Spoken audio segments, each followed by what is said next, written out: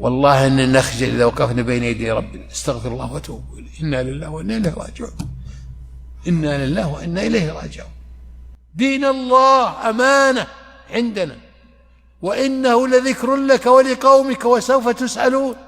عندنا جواب، فلنعد للسؤال جوابا وليكن الجواب صوابا، وليشهد الواقع في حياتك قبل موتك ولو آخر لحظة إنك استقمت على هذا وعزمت إنك ما عشت، إن عشت فستكون عليه.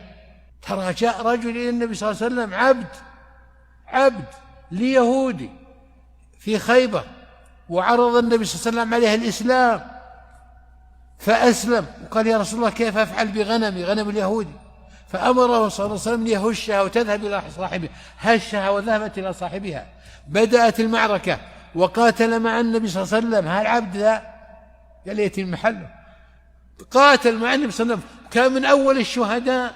يقول صلى الله عليه وسلم رأيت حوراوين تلقمان قطف عنب، ما سجد لله سجدة لأنه ما تمكن، لكن آمن وعمل ما يستطيع، وأبرأ ذمته من الغنم اللي هي أمانة عنده، ودخل في المعركة قتال، ومن الله عليه بالشهادة، وذهب إلى الجنة على طول. من الغنم ذهب الجنة. يا سلام، نسأل الله حسن الخاتمة للجميع. هكذا ينبغي. فيا إخواني لا تغفلون لا تغفلون لا تغفلون. الواجب كبير، والواجب على قدر النعمة، والنعمة والله كبيرة وكثيرة. علينا مسؤولية. هالأمم اللي الآن على ظهر الأرض من الجن والإنس مسؤوليتهم علينا، على المسلمين. قمنا بالواجب هذا.